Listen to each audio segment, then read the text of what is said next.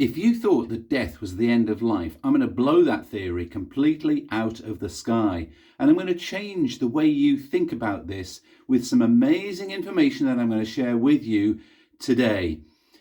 This is Steve, and I'm Resurrection and Life. It's the YouTube channel that talks about life after death and resurrection.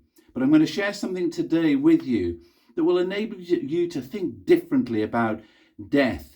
Is there life after death? Is there an afterlife? I'm going to share some things with you that maybe you've never heard before. Listen up.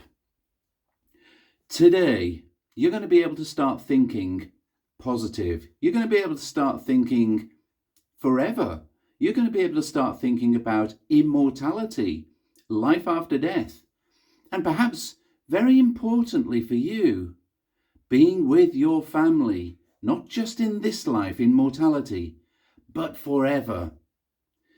Now, just to set the background, there was a previous life to this mortal life. We are in this mortality. We came here as spirit children of God.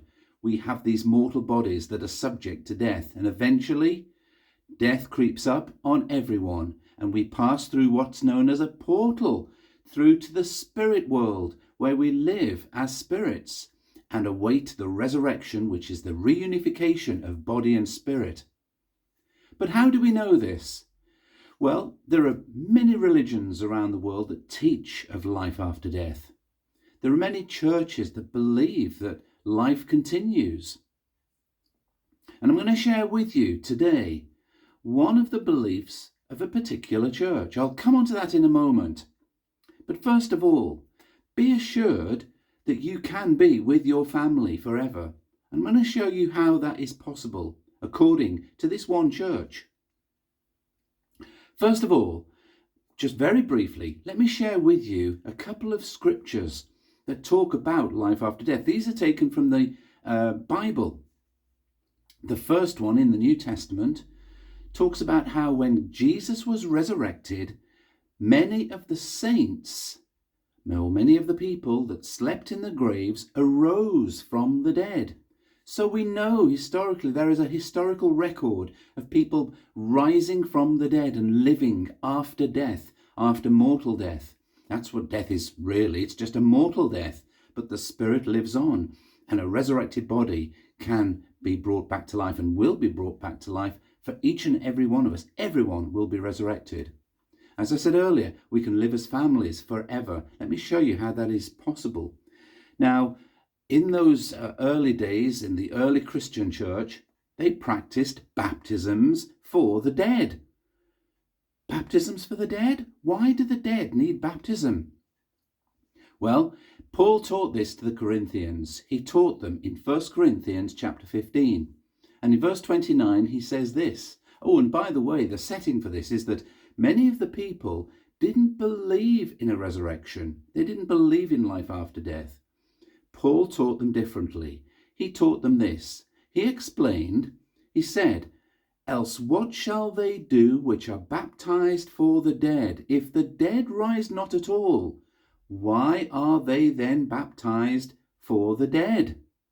Great question. If people die and no longer exist, why should people baptize them by proxy? Why should baptisms for the dead be performed if the dead no longer exist? We know that they do exist from that first scripture that I referred you to. And the people baptized their dead if they hadn't received that ordinance of baptism. Now, I'd like to share something that will amaze you. There is a church today on the earth that performs baptisms for the dead.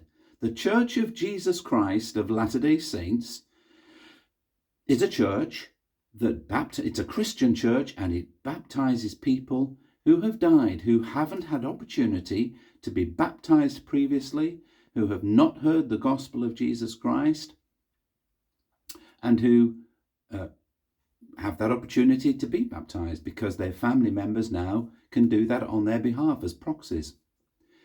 Perhaps you've done family history research. Perhaps you've been interested to know who your great-grandparents are, your great-great-grandparents are, and what they did and how they lived, and photographs of them, etc. But have you ever wondered if they continue to live? They do, of course. Have you ever wondered if they received all the ordinances of salvation that they require? Perhaps not. Well, let me share this with you. The Church of Jesus Christ of Latter-day Saints, one of many Christian churches, of course, but this particular church perform baptisms for the dead and also perform sealings for the dead. Now, what does sealings for the dead mean?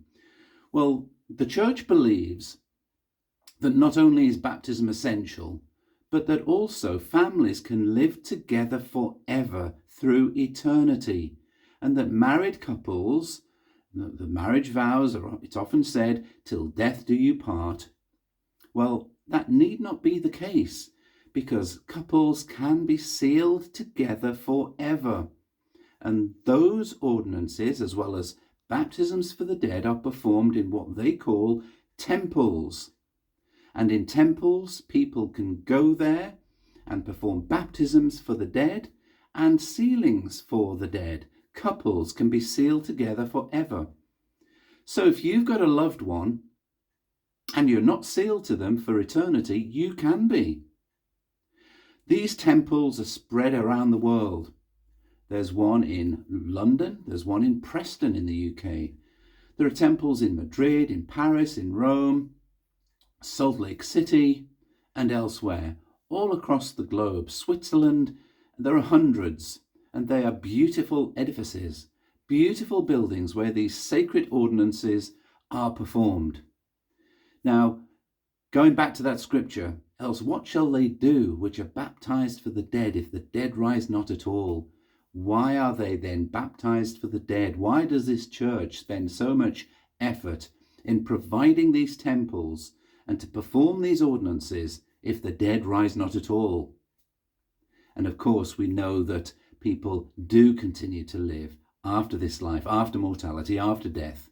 They pass through that portal of death and go to the spirit world to await the resurrection. It will be a wonderful place. Everybody will be resurrected, but we can be together. We can be together forever. And these ordinances are performed for people to enable them to be together forever.